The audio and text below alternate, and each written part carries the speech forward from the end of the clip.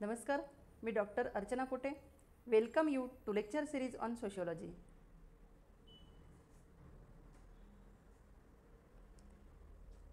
आपण ज्या समाजात राहतो तो समाज कसा अस्तित्वात आला, या समाजाची जडणघडण कोणी आणि कधी केली असावी हे शास्त्रीयदृष्ट्या जाणून घेण्यासाठी तज्ज्ञांनी भारतीय समाजाची कालखंडानुसार विभागणी केली.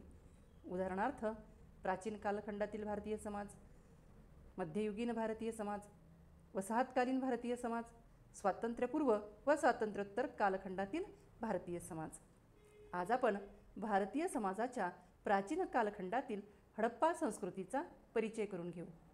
अभ्यासाच्या सोयीसाठी हडप्पा संस्कृतीची पार्श्वभूमी, हडप्पा संस्कृतीतील लोकांच्या श्रद्धा व धार्मिक आचारप्रणाली, हडप्पातील नागरीकरण आणि हडप्पातील समाजजीवन या 4 वैशिष्ट्यांचा सविस्तर विचार करू.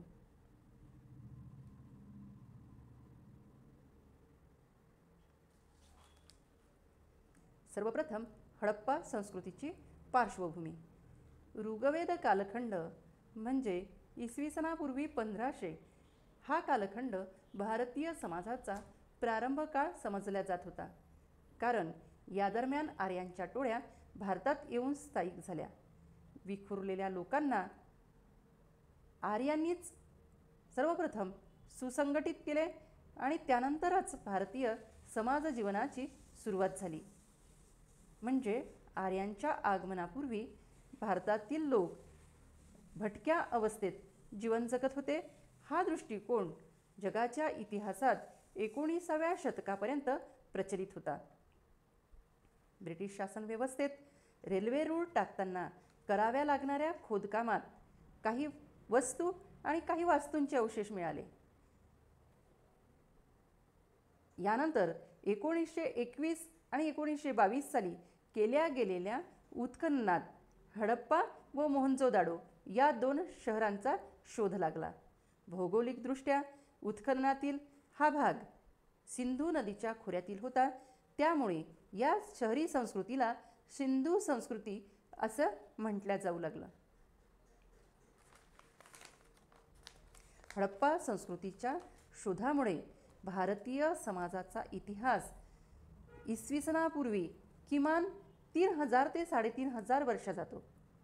म्हणजे 5000 वर्षापूर्वी भारतीय उपखंडात समृद्ध संस्कृती नांदत होती याचे सबळ पुरावे मिळाले. 1922 नंतरही भारतीय भूमीचा पुरातत्वीय शोध घेण्याचे प्रयत्न आजतागायत सुरू आहेत. यासाठी पंजाब, महाराष्ट्र, काठेवाड, राजस्थान, गंगा नदीच्या खोऱ्यातही उत्खननाचे प्रकल्प राबवण्यात आले. यातूनच लोथल, अलाहादिनो आणि बालाकोड यासारख्या समुद्र किनाऱ्यालगत बंदर असलेल्या शहरांचा शोध लागला.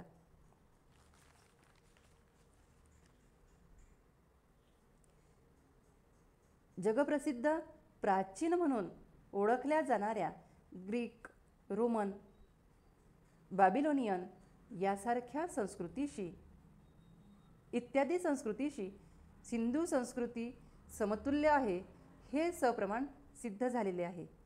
सिंधू संस्कृतीतील लोक प्रोटो ऑस्ट्रेलाइड, मेडिटेरेनियन, अल्पिनॉइड, मंगोलाइड अशा मिश्रवंशाचे होते. प्रगत सिंधू संस्कृतीच्या उभारणीला तत्कालीन द्रविड, ब्रहुई, असुर, सुमेरियन, व्रात्य, दास, पनी आणि आर्य इत्यादी समूहाचे योगदान लाभले असावे.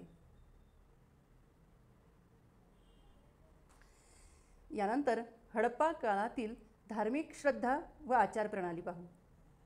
हडप्पा संस्कृतीतील लोकांचा नेमका धर्म कोणता असावा याबाबत निश्चित पुरावा मिळाला नाही. उत्खननातून ज्या स्त्रीमूर्ती व पुरुषमूर्ती मिळाल्या त्या देवदेवतांच्या होत्या असेच सर्वसाधारणपणे समजले जाते. परंतु मूर्तिपूजा व प्रार्थनास्थळांचे अवशेष सापडले नाहीत. यावरून त्या काळी सामूहिक उपासना पद्धती अस्तित्वात नसावी. मोहनजोदाडो येथील उत्खननात सापडलेल्या भव्य स्नानगृहावरून तत्कालीन धार्मिक जीवनात स्नानाला अनन्यसाधारण महत्त्व असावे असे लक्षात येते. सिंधू संस्कृतीत मृतांना दहन किंवा शवपेटीत दफन करताना त्याच्याजवळ मातीचा दिवा, अन्नपदार्थ असलेली भांडी व इतरही वस्तू ठेवण्याची पद्धत होती. त्या काळात शेती हा मुख्य व्यवसाय असल्यामुळे नैसर्गिक घटकांना देवता स्वरूप मानून प्राणीपूजा, पर्जन्यपूजा, वृक्षपूजा अशा उपासना पद्धती असाव्यात. धारावड आणि राखीगड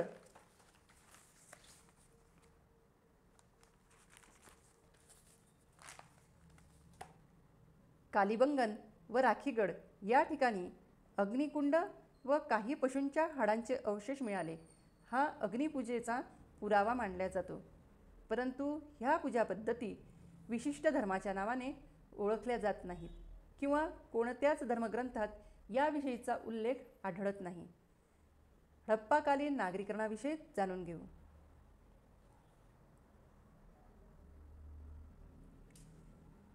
हडप्पाकालीन नागरीकरणाविषयी जाणून घेऊ. खरे पाहता नागरीकरण हा औद्योगिकरणाचा परिणाम समजला जातो. मात्र आधुनिक औद्योगिकरणाचा मागमूसही नसताना त्या काळात पूर्वनियोजित नगरे अस्तित्वात होती. म्हणूनच या संस्कृतीला पहिली नागरी संस्कृती असेही म्हणता येईल. उत्खननातील अवशेषावरून हडप्पा संस्कृतीतील लोकांचे नागरी जीवन विकसित स्वरूपाचे होते. या संस्कृतीतील नगरांचे विभाजन बालेकिल्ला आणि नागरी वसाहत याखेरीज नगराच्या आग्नेयेस कारागिरांची घरे व कारखाने होते. बालेकिल्ल्याच्या उत्तरेस असलेल्या विभागात धान्याची कोठारे व तिथे काम करणाऱ्या मजुरांची घरे, जवळच धान्य कांडणीचे ओटेही आढळून आलेली आहेत. शहरांच्या रस्त्याची विभागणी पाहता रस्ते सरळ आणि एकमेकांना काटकोनात छेदणारे असून त्यामधल्या मोकळ्या जागेत वस्ती वसवल्या जाई. 9 ते 10 फुटापर्यंत रुंदी असणारे गल्ली रस्ते व 34-35 फूट रुंदीचे हमरस्ते अशी रस्त्यांची विभागणी केलेली आढळून येते. घरांची दारे व खिडक्या यांची योजना गल्लीतील रस्त्याच्या बाजूने केलेली आढळते. म्हणजे मुख्य रस्त्याच्या दुतर्फा घराच्या भिंतीच आढळून येतात. प्रत्येक मुख्य रस्त्यासह गल्लीतील रस्त्यांवरही दिवाबत्तीची सोय, शहराच्या प्रत्येक विभागाभोवती भक्कम तटबंदी, मातीच्या विटांचे विशिष्ट असे 2 आडव्या व 2 उभ्या या प्रमाणातील बांधकाम, घराच्या प्रवेशानंतर अंगणात घडीव दगडाची संरक्षक भिंत, स्नानगृह, स्वच्छतागृह, सांडपाण्याची विल्हेवाट करण्यासाठी मातीच्या पन्हाळीचा वापर, विहिरी, गटारी भुयारी, नगराच्या बाहेरून वाहणाऱ्या ओढ्याचे पाणी आणि पावसाचे पाणी साठवणुकीसाठी तलाव किंवा नाले बांधणी असे जलव्यवस्थापनाचा पुरावा पाहता ही नगरे नियोजनपूर्वक वसवण्यात आली असावी. मधोमध चौक आणि त्याभोवती विशिष्ट पद्धतीचं घराचं बांधकाम अशी नगर नियोजनाची तुलना आधुनिक पूर्वनियोजित चंदीगड या शहराशी करता येईल. अशा प्रकारची पूर्वनियोजित सर्व सोयीयुक्त नगरे प्रत्यक्ष उभारणी करताना आवश्यक असणारे आर्थिक व मनुष्यबळ याचा विचार करता त्या काळी स्थानिक स्वराज्य संस्था अस्तित्वात असावी आणि अशा स्वराज्य संस्थांकडे योजनाबद्ध नगर वसवण्याची जबाबदारी. हडप्पाकालीन नागरीकरणानंतर हडप्पा कालखंडातील समाजजीवन समजावून घेऊ. कालिबंगन येथील उत्खननात नांगरलेले शेत मिळाले. यावरून सिंधू संस्कृतीतील लोक बैलाच्या साह्याने शेती व्यवसाय करीत असावेत. उत्खननात मिळालेल्या धान्यकणांवरून तीळ, जव, बार्ली अशी पिके घेतल्या जात होती. मासेमारीच्या साधनांचे अवशेष यावरून या काळातील लोक मांसाहारी व शाकाहारी असावेत. अतिरिक्त धान्य साठवणुकीसाठी कोठाराचे बांधकाम केलेले आढळते. घरगुती वापराची भांडी आणि काही शिक्क्यांवरील विशिष्ट लिपीतील लेखाच्या आधारे हे स्पष्ट होते की त्या काळातील लोकांना लेखनकला अवगत होती.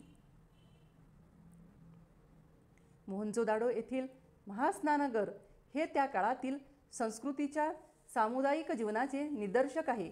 या स्नानगृहाची विशिष्ट बांधणी, कुंडातील पाणी झिरपून जाऊ नये म्हणून कुंडाची रचना, त्याचे बांधकाम, कुंडातील पाणी बदलण्याची सोय, स्नानविधीनंतर कपडे बदलण्यासाठी स्नानगृहालगत लहान लहान खोल्यांचे बांधकाम, यावरून स्वच्छता व सामाजिक आरोग्य याच्या सोबतच सामाजिक नैतिकतेचे भान त्या काळातील लोकांना होते हे आपल्या लक्षात येते.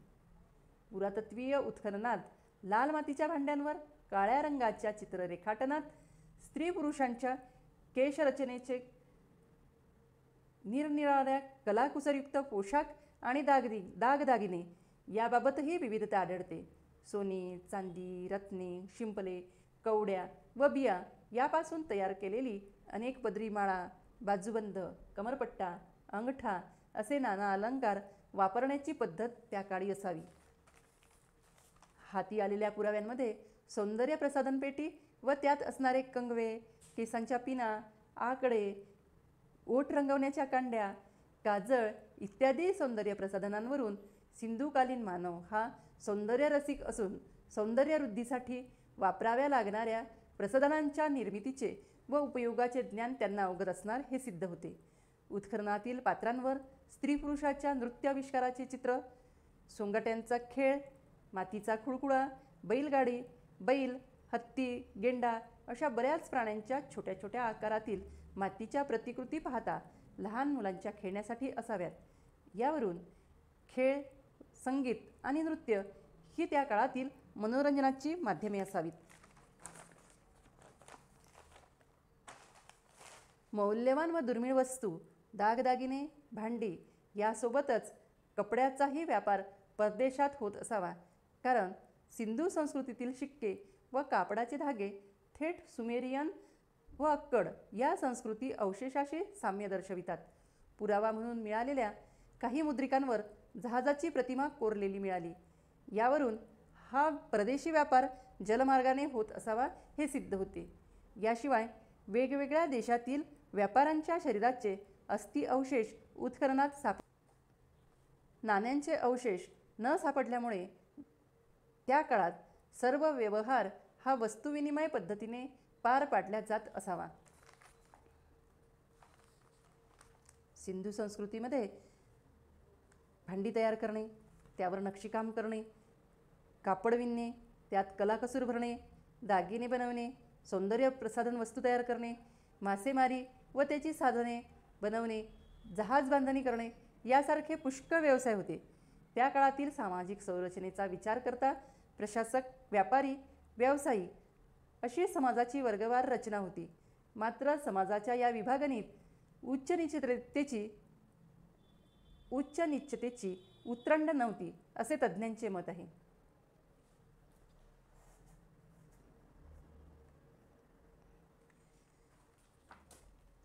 सारांश: पुरातत्वीय शोधामुळे प्राचीन भारतीय संस्कृतीच्या अनेक खुणा स्पष्ट झाल्या.